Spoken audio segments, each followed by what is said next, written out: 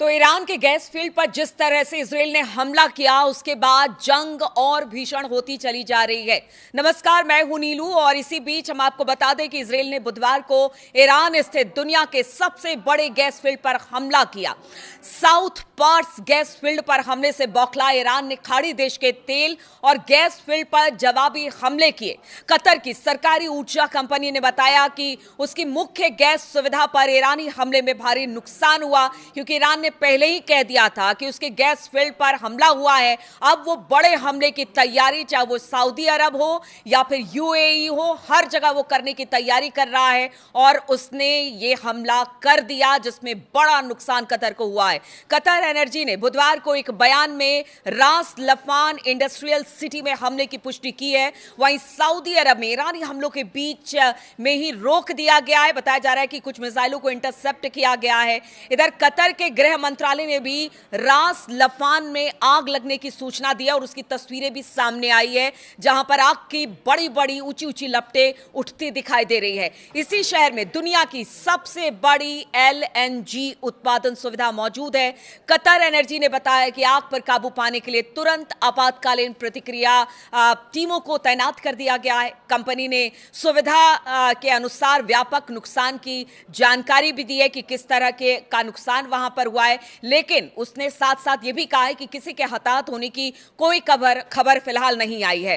देखिए, अगर कतर के इस गैस फील्ड की बात की जाए तो दुनिया भर में यहां से गैस भेजा जाता है और कह लीजिए कि भारत में भी यहां से अच्छा खासा गैस भेजा जाता है। अब ऐसे में अगर गैस फील्ड पर हमला हो रहा है, और ये हमला तो अभी सिर्फ कतर में है, बताया जा रहा है कुछ और ईरान के निशाने पर गैस फील्ड है अलग अलग जगहों पर, चाहे वो सऊदी अरब हो, कतर हो, बाकी जगह हो, उन सब पर इस वक्त ईरान की नजर है। और ईरान ने कह दिया था कि अगर हमारी एनर्जी फैसिलिटी पर आप हमला करेंगे तो फिर आपको बड़ा खामियाजा उठाना पड़ेगा।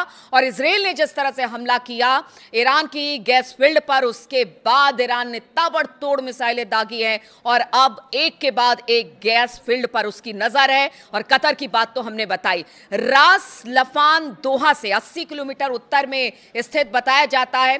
गैस फील्ड पर हमले के बाद कतर ने ईरानी दूतावास के कर्मचारियों को देश छोड़ने को कह दिया है। कतर के विदेश मंत्रालय ने गुरुवार को घोषणा की कि ईरानी दूतावास में तैनात मिलिट्री और सिक्योरिटी अटैची के साथ ही उनके कर्मचारियों को 24 घंटे के भीतर भीतर देश छोड़ने को कहा गया है। ईरानी दूतावास के कर्मचारियों को पर्सोना नॉन ग्रांटा घोषित कर दिया गया है। मंत्रालय ने बताया कि ईरान ने उस पर 5 बैलिस्टिक मिसाइलें दागी। कतर ने आरोप लगाया कि ईरान पड़ोसी देशों को निशाना बनाना जारी रखे हुए है, जो क्षेत्रीय सुरक्षा को कमजोर करता है। लेकिन ईरान का बार बार कहना है कि जिस तरह से उस पर हमले हो रहे हैं, जिस तरह से अब हम आपको बता दें कि गैस फील्ड पर हमला ईरान के किया गया और ईरान ने तभी कह दिया था, कल देर शाम इस तरह की खबरें आई, ईरान ने कह दिया कि देखिए अब आप लोग सतर्क हो जाए, चाहे यूएई हो, सऊदी अरब हो, दोहा हो, कतर हो, बहरीन हो, हर किसी को कह दिया कि अब हमले के लिए, बड़े हमले के लिए तैयार हो जाए। तो ईरान लगातार कह रहा है कि अगर जब तक उस पर हमला बंद नहीं होगा तब तक इसी तरह से हमला होता रहेगा। अगर गैस प्लांट पर हमला होता है तो फिर अलग अलग देशों के गैस प्लांट पर हमला किया जाएगा, गैस फील्ड पर हमला किया जाएगा। अगर बाकी जगह पर हमला होता है तो वहां पर उसी तरह से हमले का जवाब ईरान ने कहा है कि दिया जाएगा।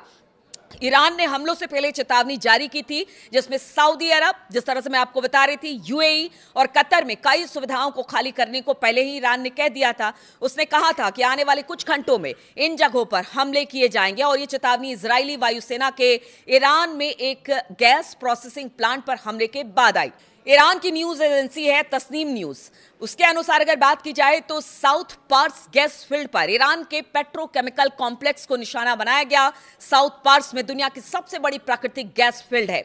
इस बीच सऊदी अरब के रक्षा मंत्रालय ने कहा है कि उसने राजधानी रियाद में तेल सुविधाओं की ओर से आ रही 4 बैलिस्टिक मिसाइलों को रोका है, यानी इंटरसेप्ट किया है। मिसाइलों का हमला शहर शहर अलग अलग जगहों पर इसका हिस्सा गिरा है, जिससे 4 लोग घायल होने की बात भी सामने आ रही है।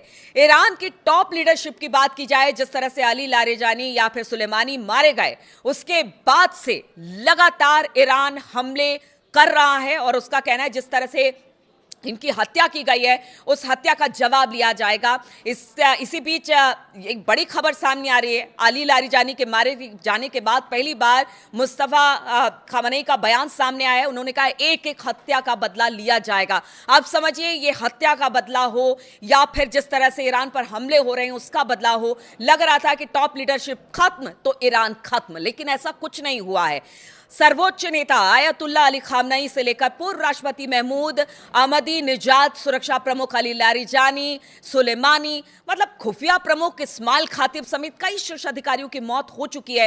लेकिन इसके बावजूद भी ईरान युद्ध में बना हुआ है और ईरान इस वक्त भयंकर तबाही मचा रहा है। इस बीच ईरान के विदेश मंत्री सैयद अब्बास अराक्ची ने बुधवार को कहा कि अपने सबसे सीनियर सुरक्षा अधिकारी को खोने के बावजूद ईरान अपनी लड़ाई जारी रखेगा। उन्होंने कहा कि अमेरिका का ये युद्ध और हम पीछे नहीं हटने वाले हैं, यानी किसी तरह की कोई बातचीत नहीं होगी। कतर के न्यूज चैनल अल जजीरा से बात करते हुए अराक्ची ने कहा कि किसी एक व्यक्ति की मौजूदगी या फिर गैर मौजूदगी से ईरान के राजनीतिक और आर्थिक ढांचे पर कोई असर नहीं पड़ने वाला है। हम इसी तरह से हमला करते रहेंगे। और अब तो समझिए कि एनर्जी पर बात सामने आ गई है। कल को अभी तो गैस फील्ड पर हमला हुआ है, चाहे वो इजराइल की तरफ से ईरान की गैस फील्ड हो या फिर ईरान की तरफ से कतर और बाकी देशों की गैस फील्ड पर निशाना जिस तरह से बनाया जा रहा है। उसके बाद ईरान ने पहले ही कह दिया है कि अगर इसी तरह से हमले होते रहे तो फिर आप सोचिए कि तेल के कुएं में आग लगा दी जाएगी, तेल के प्रोसेसिंग प्लांट में आग लगा दी जाएगी। क्या होगा? आप समझ रहे हैं इस युद्ध का क्या होगा, आगे किस तरह से ये युद्ध बढ़ता चला जा रहा है और खतरनाक ये युद्ध होता चला जा रहा है। और अब जिस तरह से गैस फील्ड पर टारगेट किया गया है दुनिया भर में, आप समझिए कि अगर ये गैस फील्ड टारगेट होता है, खत्म होता है, तो किस तरह का संकट पूरी दुनिया में गैस को लेकर पैदा होने वाला है। और आगे आने वाले दिनों में अगर तेल कुओं को निशाना बनाया जाता है तो फिर इसके दूरगामी परिणाम होंगे।